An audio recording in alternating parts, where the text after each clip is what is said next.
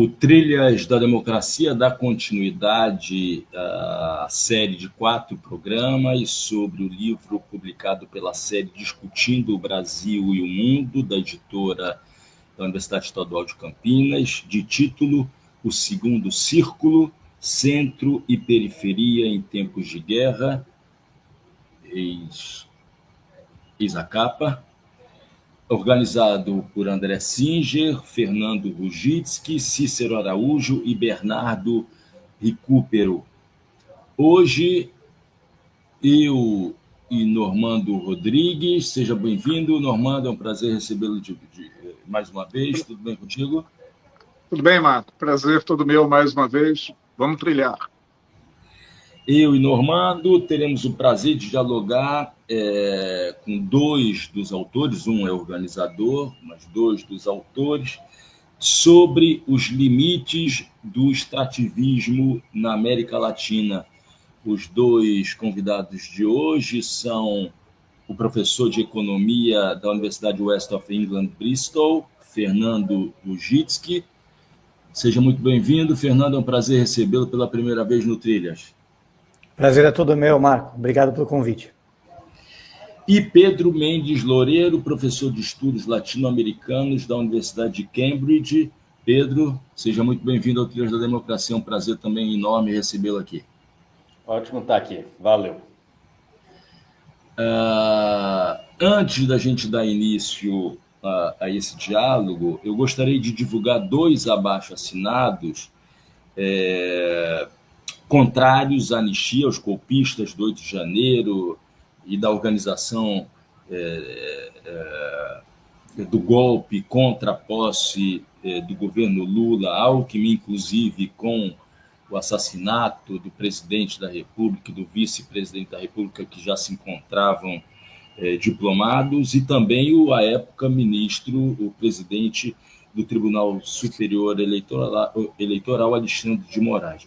O primeiro manifesto, deixa eu apresentar aqui o slogan, Eilo, militares golpistas, exigimos expulsão com desonra, #sem anistia, assine o abaixo-assinado, que eu peço a Normando para fazer a apresentação, já que fez parte da elaboração do texto. Por favor, Normando. Bom, esse manifesto surgiu aqui, no Trilha da Democracia, durante o programa em que eu e Marco entrevistávamos o professor Wilson Ramos Filho, hoje presidente do Conselho Curador do Museu da Lava Jato, e sua ideia central é impedir a manutenção da histórica impunidade de militares insubordinados e golpistas que caracteriza a trajetória da República Brasileira. Então entendemos todos que seria um avanço muito significativo na institucionalidade democrática se pela primeira vez na história do Brasil os militares envolvidos numa tentativa de golpe de Estado, mal sucedida, fossem punidos. E todo o quadro se reveste de uma importância muito grande na medida em que a gente percebe o quão sérias eram as intenções que iam para além de assassinato, constituição de campos de concentração, etc., e perseguição de inimigos políticos. Ou seja, desenhava-se um golpe de Estado muito mais sangrento do que foi o golpe de 64, pelo menos no período 64, 1968 e AI-5. Então a ideia é essa, já conta com 10 mil assinaturas, ou perto de 10 mil, e agora estamos abrindo a adesão para entidades de classe, acadêmicas, sindicais, também assinarem. Aparece o link onde aqueles que estiverem, porventura, assistindo o programa puderem aderir ao manifesto. O segundo manifesto é um manifesto que foi elaborado pela comunidade acadêmica da Unicamp, me foi enviado pelo querido professor Caio Navarro de Toledo. Eis o link do formulário para quem tiver a intenção de aderir.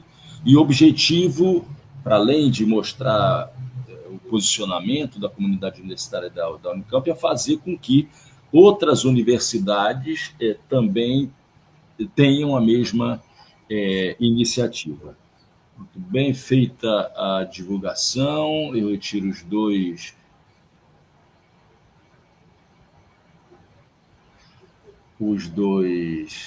cards, os dois links, e passo ao diálogo com Fernando e Pedro, começando pela seguinte questão.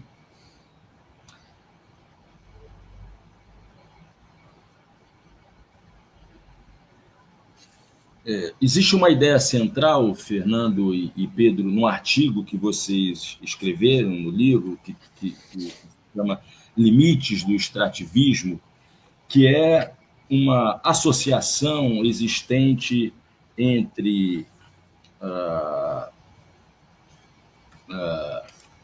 os governos da chamada Maré Rosa, que chegaram ao poder, chegaram ao governo dos seus países na primeira década do século XXI, até os inícios, metade da segunda década do século XXI, na Argentina, no Uruguai, no Brasil, na Venezuela, na Bolívia, no Equador.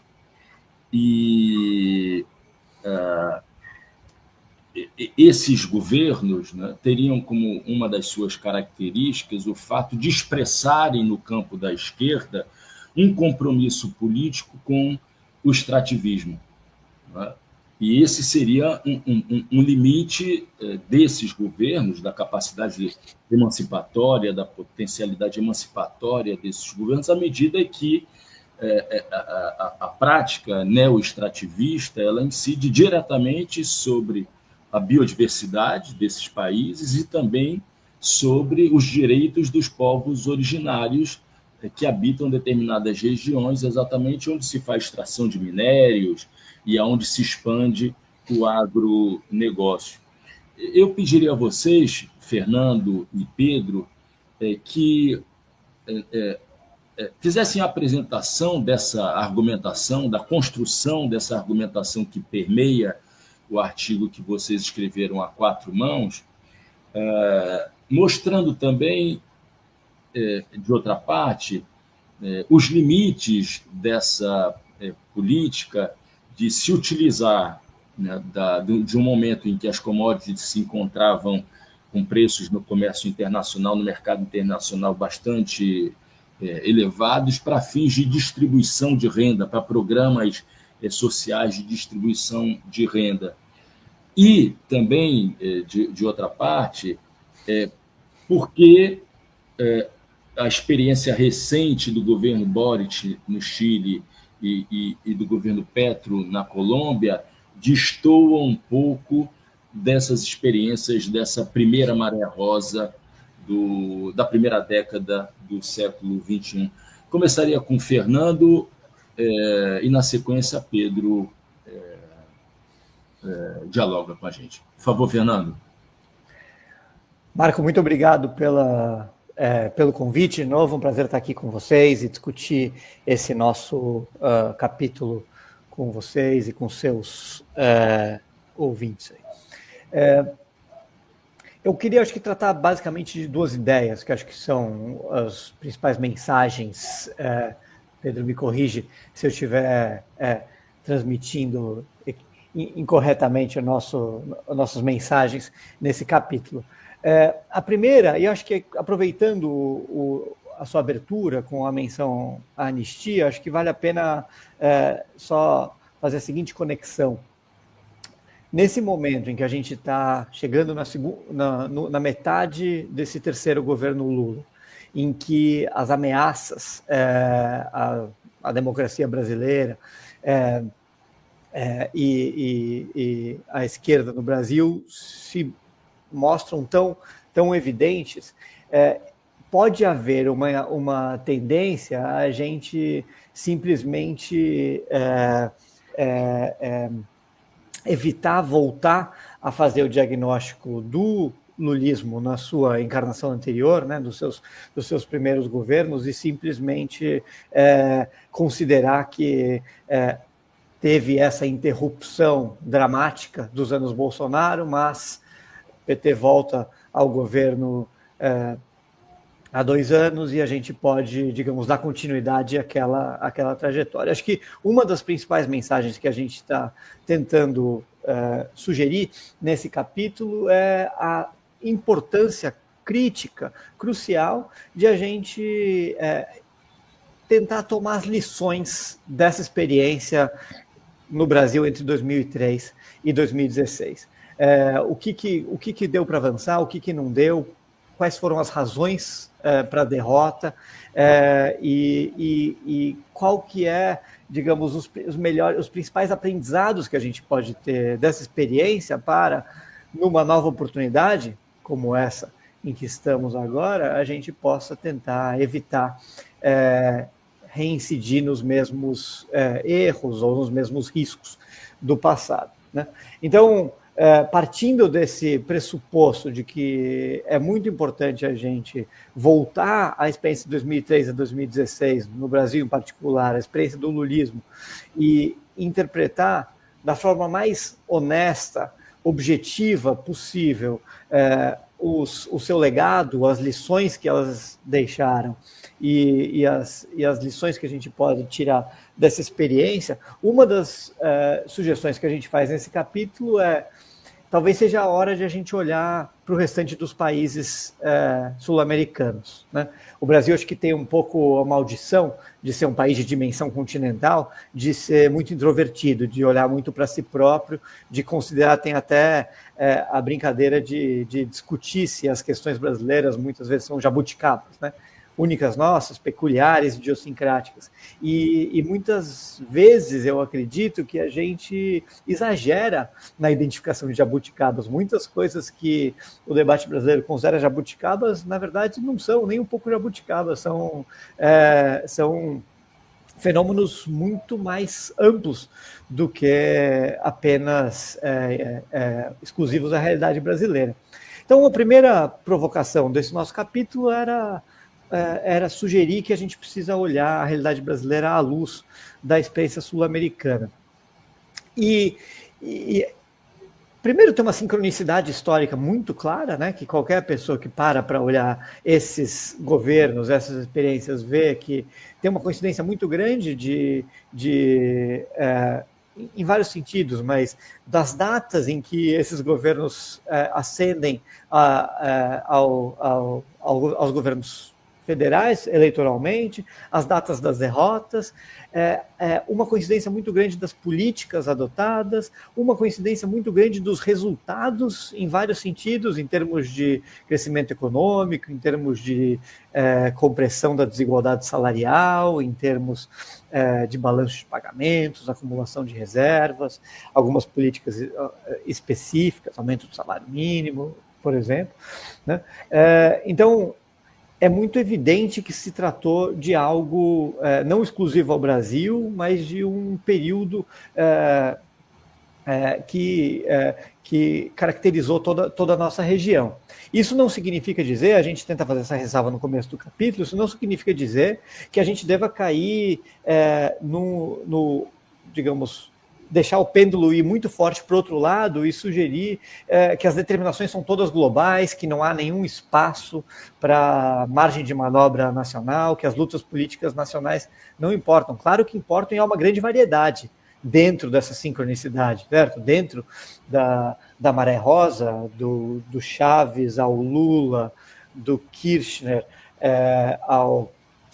a Frente Ampla Uruguaia, a Bolívia, ao Equador, há uma variedade muito grande, mas uma variedade dentro de uma certa unidade, né? E E eu acho que então, a primeira sugestão é que olhar para o caso brasileiro à luz da experiência sul-americana nos traz ganhos muito importantes para justamente a gente conseguir identificar o que é comum, o que é diferente, o que estava ao nosso alcance fazer e não foi feito, o que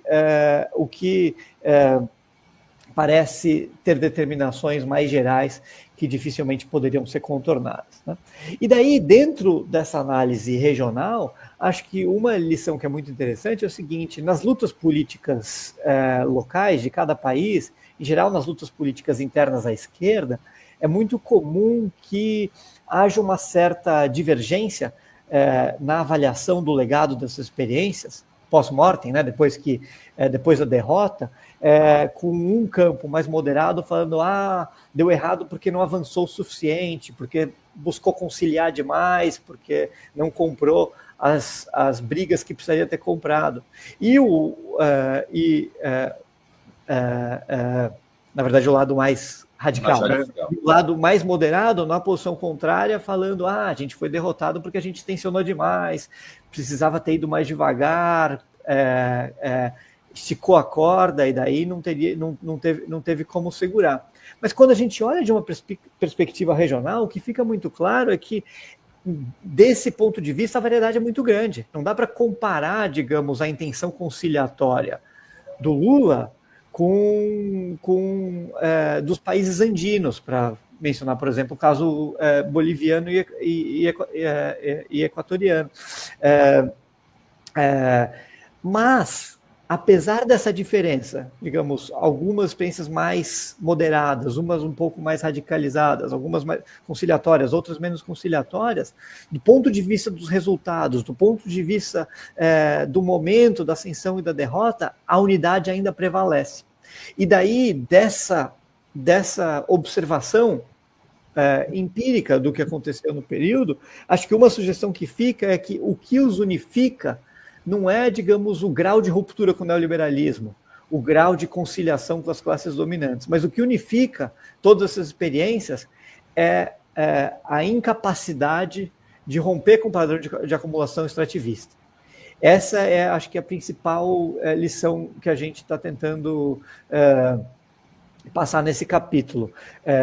Com maior ou menor ruptura com o neoliberalismo, com maior ou menor conciliação com a classe dominante, em alguns desses lugares o extrativismo é feito em bases estatais em grande medida, com nacionalização de recursos, com empresas estatais. Em outros, o extrativismo é basicamente uma iniciativa privada subsidiada pelo governo, mas em todos esses países não se buscou construir uma alternativa de inserção econômica da região que, no capitalismo mundial, que apontasse para além do extrativismo. E daí, talvez, enfim, não quero monopolizar, acho que o Pedro pode complementar, não sei se é do que ele tinha previsto falar, um pouco sobre a natureza do extrativismo e os seus problemas, mas acho que a nossa mensagem é justamente que, se a gente for fazer essa análise pós-mortem, o diagnóstico das derrotas, para tentar tomar as lições dessa experiência, talvez, sem dúvida que é importante olhar para várias questões, né? Para a aposta no endividamento das famílias e nos seus limites, para as tensões da convivência com práticas neoliberais e com políticas neoliberais, e assim por diante. Mas talvez o aspecto decisivo que a perspectiva regional nos dá é os limites dessa incapacidade de romper ou de construir um horizonte para além desse extrativismo. Acho que a gente vai ter tempo para discutir um pouco o que seria isso e quais são as consequências disso, mas deixa eu passar um pouco a palavra para o Pedro. Pedro? Maravilha. Valeu, Fernando. Valeu, Marco Normando, pelo convite. Vamos lá. Acho que o Fernando deu um panorama ótimo aí de o que a gente buscou dizer nesse texto. Eu acho que talvez para ouvinte que não está muito familiarizado com a discussão, seria legal rever qual que é o argumento econômico e redistributivo por detrás da opção pelo extrativismo, porque que tem limites, segundo o que a gente entende, parte da literatura também. Bom, versão bastante resumida do argumento. Marco trouxe aí 2 pontos centrais de problemas a respeito do extrativismo. Então, o impacto ambiental direto dele, a incidência sobre a biodiversidade, o dano ambiental em geral que causa. Isso varia dependendo da atividade específica do extrativismo, mas no caso brasileiro a gente tem os desastres de Brumadinho e afins, como um exemplo do lado da mineração, com o estouro das barragens de rejeitos. Tem a expansão do agronegócio, que por muito tempo se baseou fortemente em expansão sobre a floresta, e teria uma série de outros que a gente pode colocar, mas o impacto sobre o meio ambiente, que vai muito além de um impacto localizado, é uma questão central. Os direitos de povos originários, de grupos indígenas, que muitas vezes são as pessoas que estão nesses espaços, é um outro tema central. Mas olhando para o lado mais puramente econômico da questão, não que os outros 2 pontos não tenham também dimensões econômicas, mas o argumento é mais ou menos o seguinte: como uma evidência mais geral dele, a gente pode dizer que não tem muitas experiências históricas de desenvolvimento que países se transformaram em países desenvolvidos, de alta renda, estáveis, através da exportação de commodities. Então, seria, digamos, uma novidade histórica muito grande que um país das dimensões do Brasil pudesse se desenvolver através de uma opção na exportação de commodities.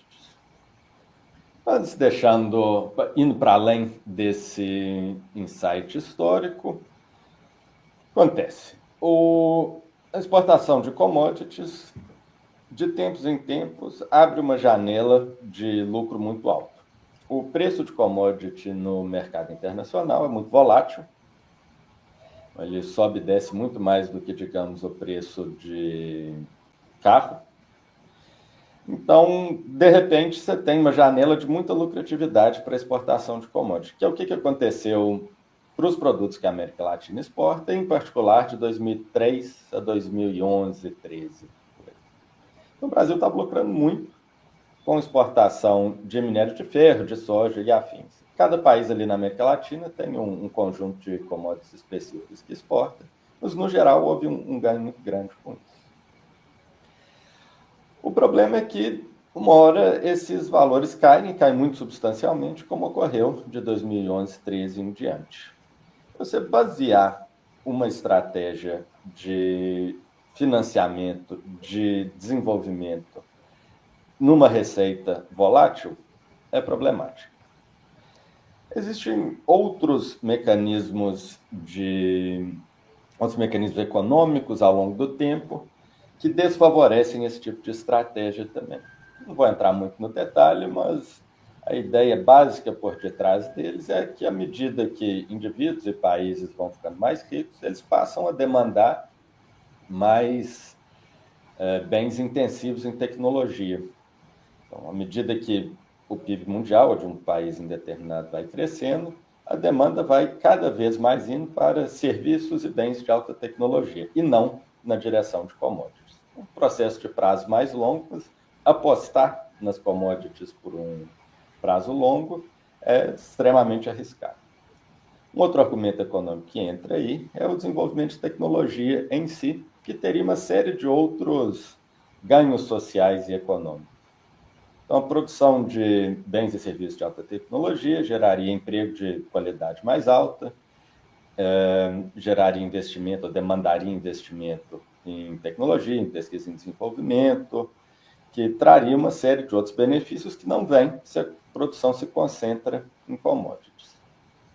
Pois bem, o país que então aposta a sua estratégia de desenvolvimento na produção de commodities e na exportação dessas commodities de baixa tecnologia, de comparativamente baixo valor agregado, não consegue estruturar um ciclo de desenvolvimento de médio prazo. E quando esse ciclo de commodities se reverte, as estratégias de crescimento e redistribuição ficam muito prejudicadas. E, com base nisso, a legitimidade política dos governos, a capacidade de se reelegerem, de continuar com uma agenda de desenvolvimento, é também bastante prejudicada. Uma coisa que a gente argumenta é que essa condição estrutural, que foi sujeita a negociações políticas, a tramas específicas, jogos partidários e afins diferentes em cada país, mas essa foi a condição estrutural que pautou tanto a ascensão quanto a fragilidade e, eventualmente, a queda dos diferentes governos de esquerda ou centro-esquerda na América Latina durante o século XXI. E, em particular, que um limite muito forte disso foi não utilizar esse momento de ganho das commodities, esse momento de maior rendas, para avançar em transformações da economia que pudessem lançar um próximo ciclo de desenvolvimento. Podemos discutir para onde elas vão, mas, resumindo, então, essa parte do argumento, o problema é que basear o desenvolvimento em commodities é muito volátil e não tem esses ganhos de médio prazo que outros setores mais intensivos em tecnologia têm. Então, isso cria uma fragilidade estrutural para uma estratégia de crescimento e, fundamentalmente, de redistribuição de renda, de maior igualdade para a população. Brevemente, você tinha perguntado também sobre os governos Boric e Petro, como que eles destoam disso. E creio que haja, sim, uma disposição, em alguma medida, de lançar as bases de uma estratégia política pós-extrativista, uma tentativa de se distanciar da produção e exportação de petróleo, de gás e de commodities em termos gerais. Agora, são governos que vêm numa fase bastante mais complicada, uma fase da economia mundial mais complicada, uma fase da geopolítica e da política mundial muito mais complicada. E são governos que têm suas próprias fragilidades internas também. O resultado disso, até o momento, tem se mostrado uma incapacidade efetivamente de superar o extrativismo nesses dois países, a despeito de mudanças retóricas que são profundas e de tentativas políticas que não são desprezíveis, mas com resultados práticos ainda bastante limitados. Vou parar por aqui para a gente poder seguir. Normando, a gente teve a oportunidade de trocar algumas figurinhas, né, sobre o texto do Fernando e do Pedro, e uma coisa que chamou a atenção do Normando e também chamou a minha atenção foi, salvo engano, nas conclusões do texto, quando vocês dizem que a dependência brasileira em relação ao extrativismo hoje é maior, me corrijam se eu estiver errado, é maior do que há 90, 95 anos atrás, a época do período que foi superado pela Revolução de 1930. Me parece que Normando vai encaminhar de alguma maneira a pergunta a partir dessa reflexão. Por favor, Normando, você com a palavra. Quase que você deu spoiler, mas eu queria somar outras também para problematizar aqui o nosso meio de campo. Um ponto de partida vem dentro do que o Marco colocou, uma intuição que vimos coletando dados e observando sobre o setor agropecuário brasileiro ter voltado ao centro do tabuleiro político, né, depois do golpe contra Dilma e acentuadamente depois do governo Bolsonaro, de uma forma que não ocorria desde a Revolução de 1930. Né? E, óbvio, não é o mesmo setor, né, mas é o correspondente àquele setor. E essa importância relativa política, esse aumento da importância política relativa, melhor dizendo, ele tem consequências não só para a formatação das relações políticas, mas também para uma série de valores, né? E aí digo a influência cultural do agronegócio na sociedade brasileira nesse momento, que é inédita no meu período de vida e é provavelmente inédita desde 1930. Agora, em cima da disparidade, em cima das variantes, né, da opção pelo extrativismo que o Fernando tinha colocado, me parece que no passado recente, considerar o Brasil de 30 anos para cá, nós tivemos pelo menos 3 posições muito distintas, sendo duas extremas. As 3, me parece, correspondendo ao diagnóstico que vocês traçam, que as 3 são opções por manter a atividade econômica centrada no extrativismo. No entanto, houve uma primeira e moderada opção pela inserção no cenário internacional de maneira subordinada, nos anos de Fernando Henrique Cardoso, centrada na exportação de commodities, mas que pontualmente buscava um ou outro desenvolvimento em um ou outro setor.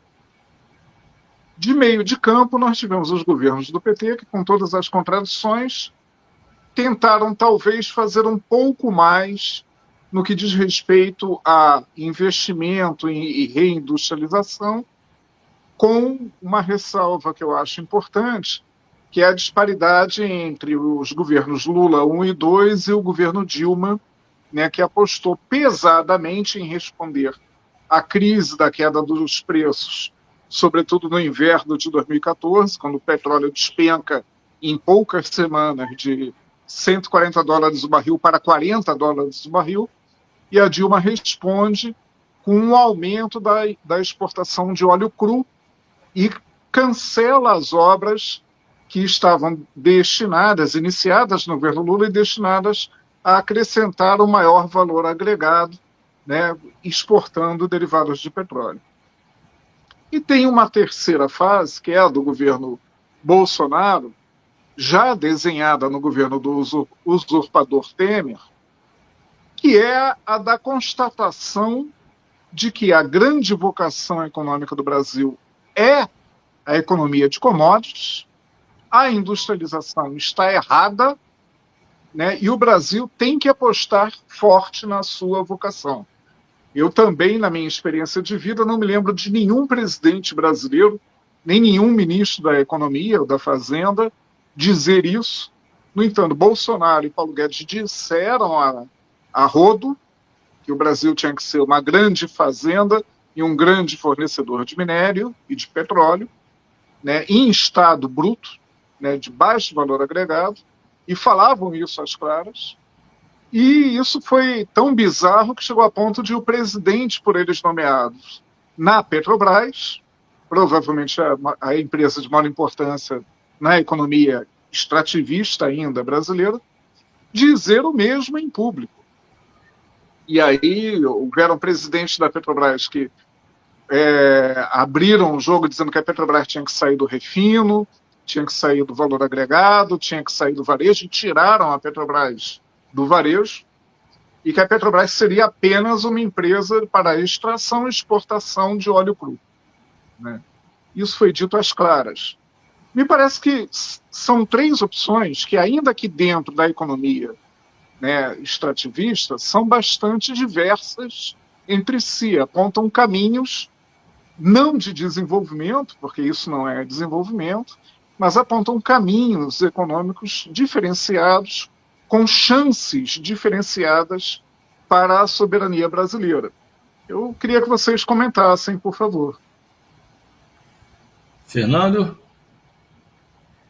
Armando, muito obrigado pela provocação, muito interessante.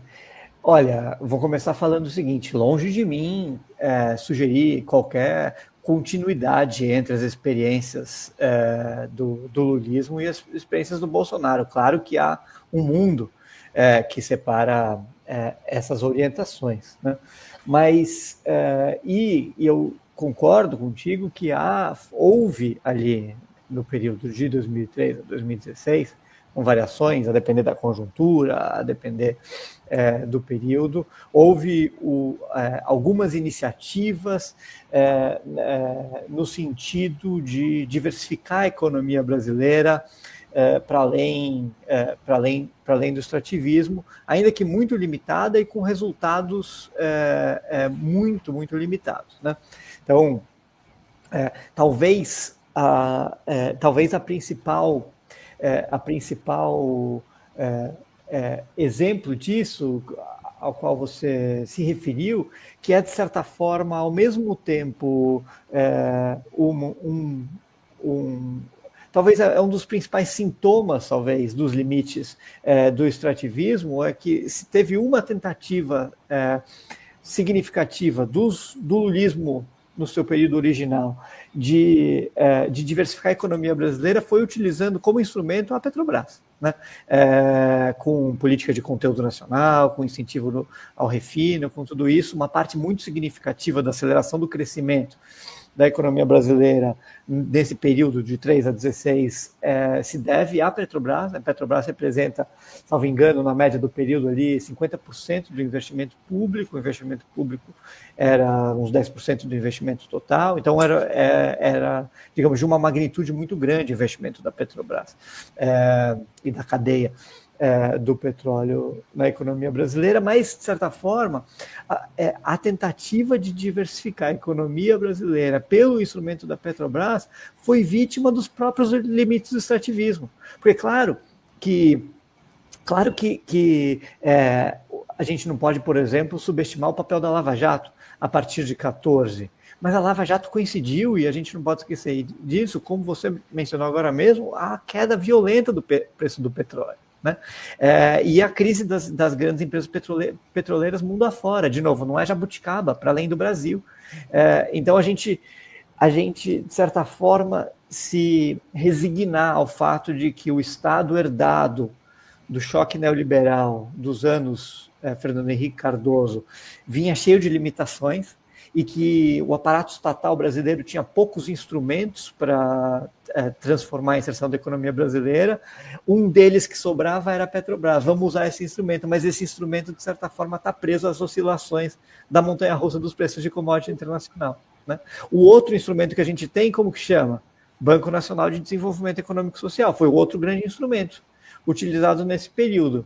Qual que é, talvez, um dos grandes legados?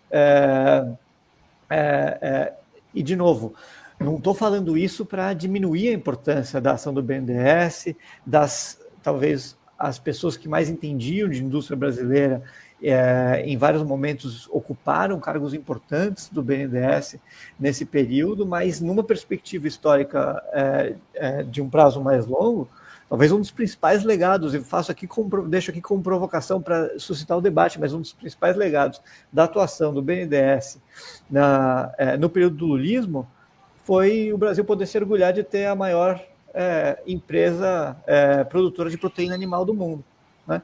Que depois foi a JBS, né? Que depois foi instrumental para o golpe e para a reversão posterior, sem falar do desastre que é a expansão do gado na direção da Amazônia, com o desmatamento, a destruição da biodiversidade no Cerrado e toda a história relacionada a isso.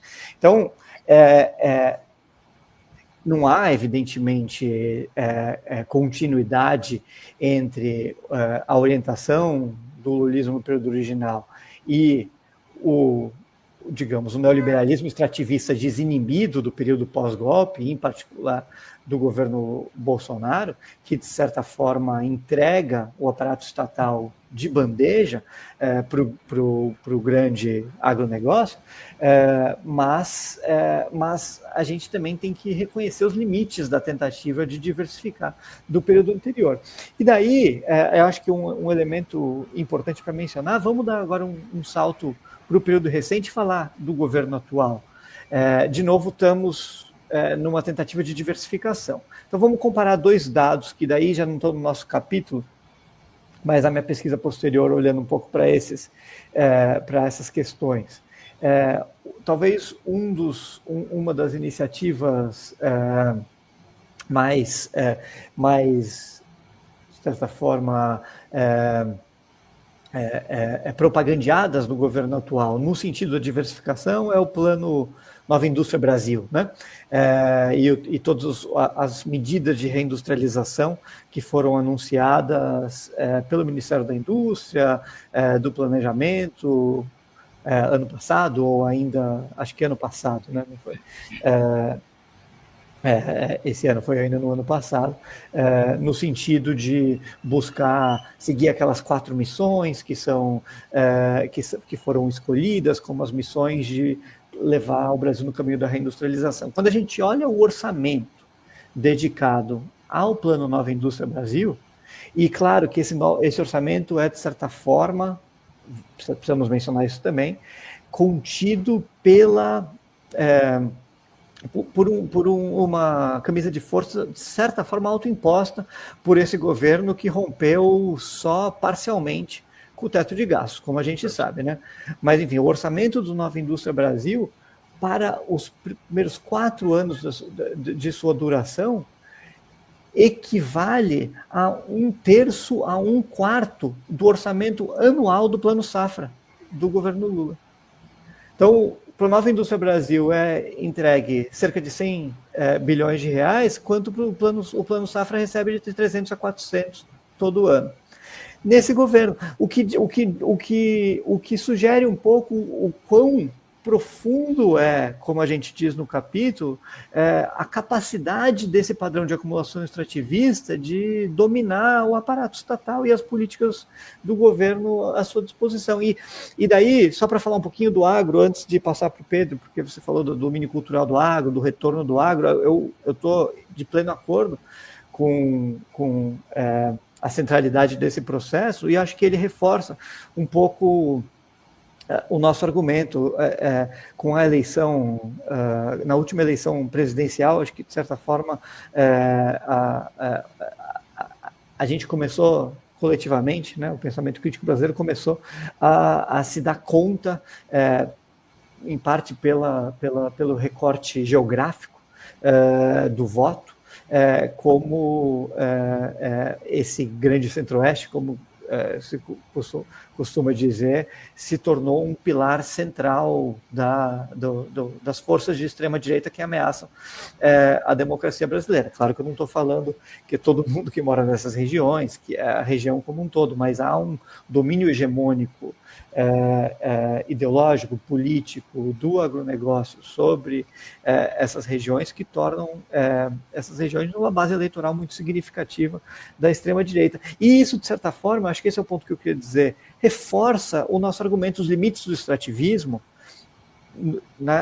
ainda no período da Maré Rosa, ainda no período dos anos 2000, são, sem dúvida, os limites econômicos que o Pedro mencionou, né? A vulnerabilidade externa que isso aprofunda, os limites de balanço de pagamentos que isso impõe, os obstáculos que cria ao desenvolvimento de longo prazo, mas tem um limite político que só agora a gente tem começado a se dar conta, e não é, de novo, exclusivo ao Brasil, não é, de novo, jabuticaba, mas foi essa opção de surfar nos preços elevados das commodities, para aproveitar essa bonança, para redistribuir e reduzir um pouco as desigualdades salariais nos países sul-americanos, que, de certa forma, cimentou bases políticos, sociais, um bloco histórico que se revelou sem compromisso nenhum, não apenas com o projeto do lulismo ou da Maré Rosa mais amplamente,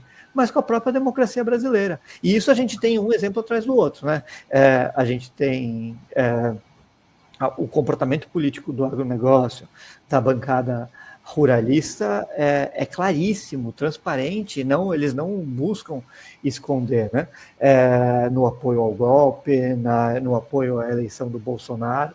Agora, enfim, na tentativa de golpe frustrada, o papel do agro no financiamento do 8 de janeiro, e de tudo isso a gente já sabe, e cada vez chegam mais informações. E nesse governo, acho que esse é um ponto importante. No governo atual, algumas pessoas têm falado disso.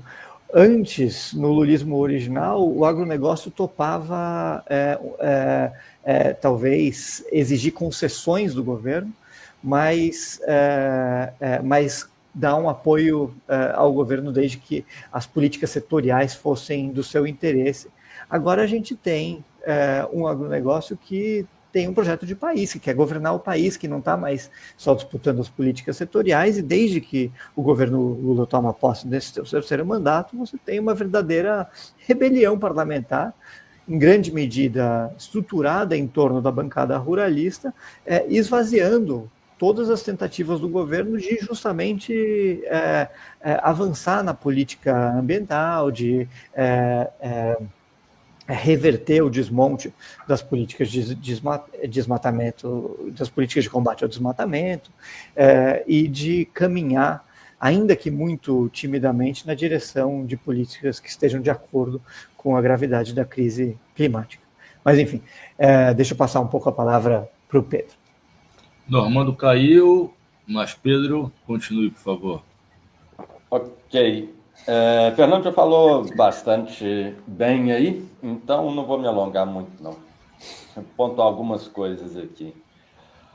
O primeiro ponto é que uma tentativa de diversificar à sombra de um esforço ainda maior pelo extrativismo para se manter como está, ela é, por definição, ineficaz.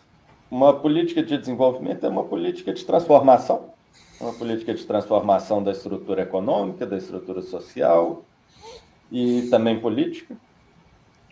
Isso implica imputar custos, isso implica fazer escolhas em que haverá setores econômicos, haverá grupos socioeconômicos e políticos que vão ser relativamente beneficiários e outros não, das políticas. Não dá para pensar uma política de desenvolvimento que vai transformar o país com todos os setores econômicos crescendo. Então, essa coexistência durante os governos Lula, Dilma e agora Lula 3, de algumas iniciativas de diversificação, mas sem escolher setores prioritários e com um esforço muito grande em direção ao agronegócio e ao extrativismo, não é uma política de desenvolvimento que se espera ser eficaz. Ela reforça essa trajetória na qual o Brasil vinha seguindo, e a nuance se perde frente à tônica. Nesse sentido, não é uma comparação dos governos como um todo, mas como uma estratégia de transformação, ela não tem como ser eficaz.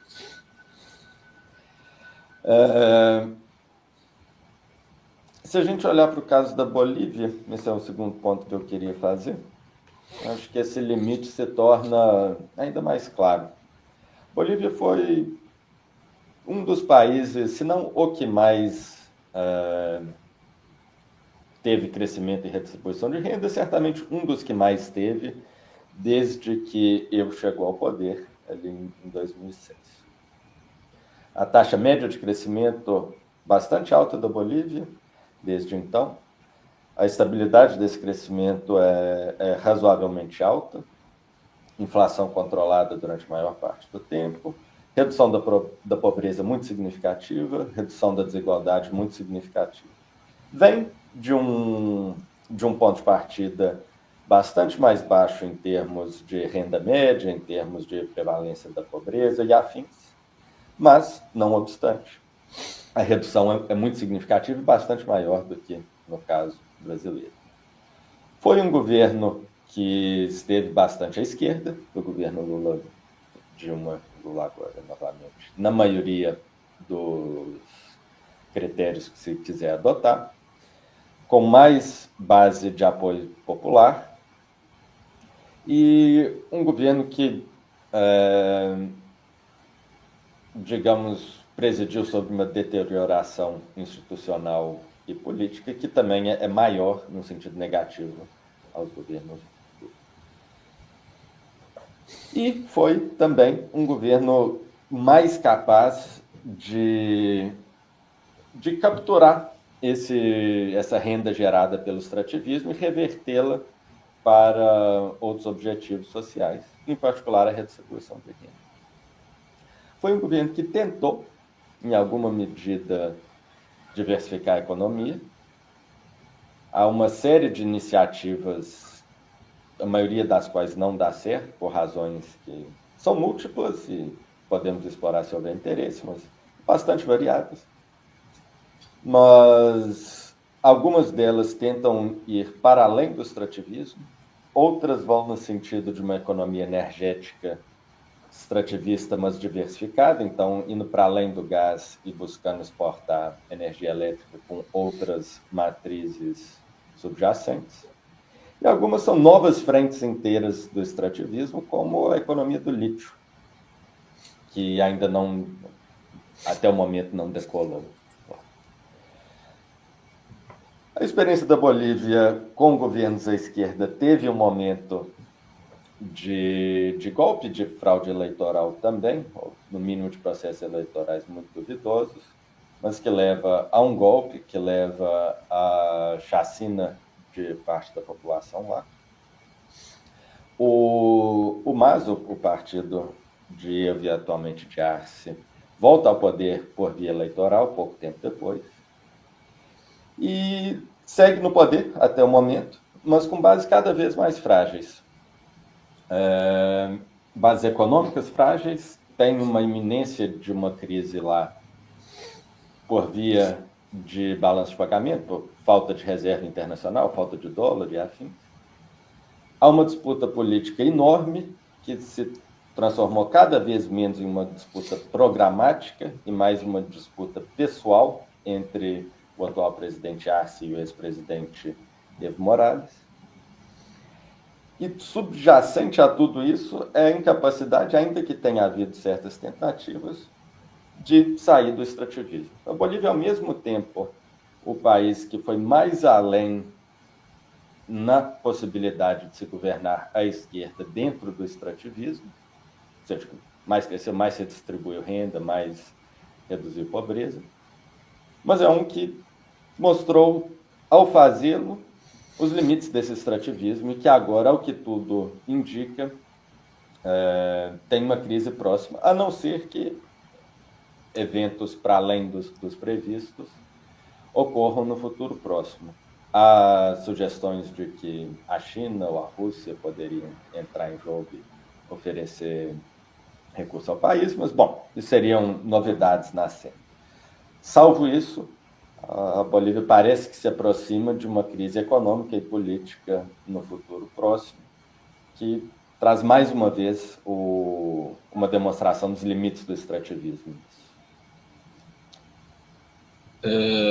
Normando já está entre nós de novo, a gente está encaminhando para o final do programa e a guisa de conclusão e pedindo, se for possível, que Pedro e Fernando respondam entre 3 e 5 minutos no máximo. É pedir muito, mas eu já sei disso. Veja, se costuma falar muito da margem de manobra do governo Lula III em termos políticos, né? Mas eu gostaria de encaminhar essa última pergunta pensando na margem de manobra em termos econômicos. Vocês afirmam no artigo, né, que diante da divisão econômica do mundo, os países asiáticos concentrando cada vez mais a produção industrial, né, com o deslocamento das unidades fabris para os países do Sudeste Asiático, né, para a China principalmente, América Latina sendo reservada ao extrativismo, à mineração, à agricultura, pecuária extensiva, e Europa e Estados Unidos para serviços, setores de consumo. Não é?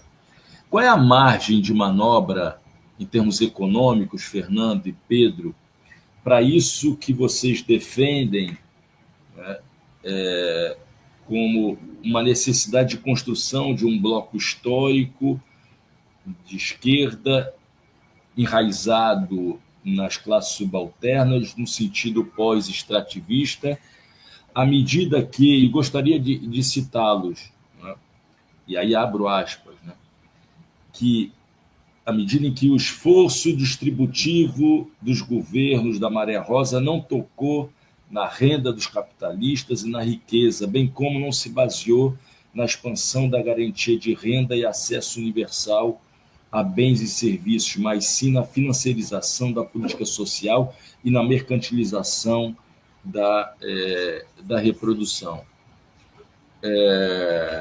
Já veio alguém aqui me dizer que o programa está chegando ao fim, né? Mas eu gostaria de ouvi-los, Pedro e Fernando. Qual é a margem de manobra das esquerdas sul-americanas, se quiserem latino-americanas, diante dessa divisão econômica do mundo? Por favor, Fernando. Quer começar você agora, Pedro? Porque senão eu fico falando sempre antes, você tem que só complementar. Pedro. Tá, deixa eu falar. Deixa ficar mais fácil para você. Tá. Eu sei que isso daria um outro programa, seria, na verdade, uma pergunta de um próximo programa, mas eu peço a vocês que façam um extremo esforço de síntese nessa reta final do programa. Isso também nos tira a responsabilidade de conseguir resolver a questão, né? Tem pouco tempo, ninguém espera que a gente resolva. Vamos lá. Quando os governos da Maré Rosada original chegaram ao poder, abriu-se uma janela de margem de manobra econômica, que foi o recurso das commodities naquele momento. E foi o que a Bolívia utilizou melhor do que qualquer outro governo, eu diria. Se olhar a história econômica da Bolívia desde 2011, é uma gradual queima de reservas que eles acumularam de 2003, 2006 em diante. Então, teve um acúmulo muito grande de reserva, uma captura desse dinheiro pelo governo, que permitiu ter uma política deficitária, uma política de gasto, uma margem de manobra muito maior de 2011 em diante. A questão é que isso tinha que ter sido posto para uma transformação estrutural que lançasse uma outra base de crescimento, e o que não ocorreu. E eu coloco, obviamente, no sentido de tinha que ser para permitir a continuidade do crescimento. Não foi. Agora, não parece que esse tipo de janela internacional de um superciclo de commodities virá no futuro próximo e que permitiria uma margem de manobra maior. E a América Latina como um todo vem tendo que se haver com isso, acrescido do legado da pandemia, que também é uma cicatriz econômica relevante. A margem de manobra exata de cada país varia muito, mas o que a gente pode dizer de uma maneira geral nessa conjuntura é que é preciso buscar fontes que não foram as do ciclo passado para se lançar um novo momento de crescimento e redistribuição. Não dá para esperar que um novo superciclo de commodity dê essa margem de manobra, mas será necessário discutir estratégias de taxação, estratégias de gasto e políticas que promovam crescimento e capacidade de gasto do governo a partir de novas bases que não aquelas do momento anterior. O que, é óbvio, traz a dificuldade política de implementar essas ferramentas. Mas o desafio posto, eu diria que é esse. Passo para você, Fernando. Fernando, para concluir. São 30 segundos, né? Não, 3 minutos. Bom, o Pedro acho que já falou sobre qual que seria o horizonte. Acho que dá para complementar com duas questões breves. Uma questão para a gente partir da conjuntura, né? A gente viu, por exemplo, a reação recente dos mercados, das instituições financeiras, aos últimos anúncios do Ministério da Fazenda, a oscilação do dólar e assim por diante. Acho que tem um elemento importante aí, que é o seguinte: como o Pedro bem falou, e no caso do Brasil isso é particularmente válido, há ainda, de certa forma, um colchão de amortecimento legado do período da Maré Rosa significativo que não pode ser desprezível, que não unifica toda a região, né? Por exemplo, do ponto de vista da dependência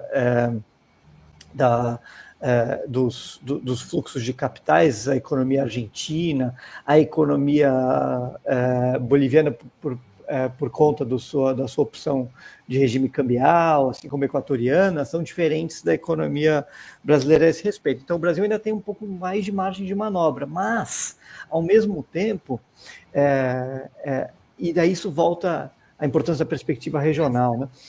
Ao mesmo tempo, toda vez que tem alguma disputa política em torno de temas econômicos no Brasil, a gente vê a oscilação do dólar, a imprensa cai cobrando, culpa o governo pelas oscilações do dólar, assim por diante. Quando a gente olha a série cambial de uma perspectiva de mais longo prazo, algumas coisas que se observam são muito claras. Primeiro, em geral, a moeda brasileira, o real, se desvaloriza junto com a grande parte das moedas do sul global todo, e se valoriza quando estão todas se valorizando. Em geral, há um movimento muito sincronizado das moedas em relação ao dólar, seja para cima, seja para baixo. E depende muito pouco dessas disputas locais e mais das mudanças da política econômica no centro capitalista, em particular nos Estados Unidos. Então, esse é um ponto. Porém, é digno de nota que o real é um dos mais voláteis desses. Quando se valoriza com todo mundo, mas se valoriza mais. Quando se desvaloriza com todo mundo, mas se desvaloriza mais acentuadamente. O que significa, em parte, um legado de uma liberalização financeira do governo Sarney, que foi muito profunda e gradualmente se aprofundando na economia brasileira. O último passo dela foi, em salvo engano, 2021, ainda no governo Bolsonaro, na tentativa do governo Bolsonaro de ingressar o Brasil na OCDE, tem uma nova legislação de liberalização de capitais. Acho que isso é um tema que a gente tem discutido pouco, que daria margem de manobra econômica, porque a gente fica debatendo muito em termos de política econômica no nível dos juros, no horizonte de substituição do presidente do Banco Central, se baixando os juros seria possível fazer a economia brasileira crescer mais, mas a gente não discute, talvez, as bases estruturais dessa dependência da economia brasileira nos fluxos de capitais internacionais, a volatilidade cambial que decorre disso, e como a nossa política econômica fica não só correndo a reboque, mas disciplinada pelos fluxos de capitais internacionais. Então, alguma recomposição da nossa capacidade de administrar a conta de capitais, de administrar os fluxos de capitais, aumentariam a margem de manobra econômica para que o governo conseguisse se colocar esse desafio que o Pedro mencionou de transformar a economia brasileira para além do extrativismo, que não só seria, digamos, estar à altura das lições da experiência do passado, mas também das urgências do presente, porque a aposta no extrativismo no mundo marcado cada vez mais claramente pelos desastres climáticos parece particularmente fora de hora, né? Mas, enfim, acho que chegamos ao fim do nosso tempo. Muito obrigado, Fernando. Muito obrigado, Pedro. Repetirei aqui o que eu e Normando havíamos trocado também. Uma boa conversa, da mesma forma como foi uma boa conversa o primeiro programa da série sobre esse livro com o André Singer e o Hugo Fanton, com o livro aí, a capa, O Segundo Círculo, Centro e Periferia em Tempos de Guerra, da série Discutindo o Brasil e o Mundo, da editora da Unicamp. Normando levantou o dedo, por favor, Normando. Muito rapidamente, além de agradecer aos dois, parabenizar por conta não só do trabalho preciso e muito bem fundamentado, mas pela relevância do tópico que vocês levantam. Estou tomando o capítulo como uma introdução crítica à economia extrativista e acho que é o início de um fio, de um novelo muito promissor. Parabéns a ambos. Obrigado. Muito obrigado. Muito obrigado. O Trilhas da Democracia de hoje fica por aqui. A gente dá continuidade na próxima semana às discussões em torno do Segundo Círculo, recebendo Cícero Araújo e Helena Lavinas, a fim de dialogar sobre a corrosão do modelo social construído em 1988 no Brasil. Não percam. Mais uma vez, Fernando, muito obrigado, Pedro. Muito frio por aí? Pouquinho. Um pouquinho. Tá um pouco frio, sim, Um abraço, Normando. Até a próxima semana. Não percam o Trilhas da próxima semana. Até lá. Valeu. Obrigado.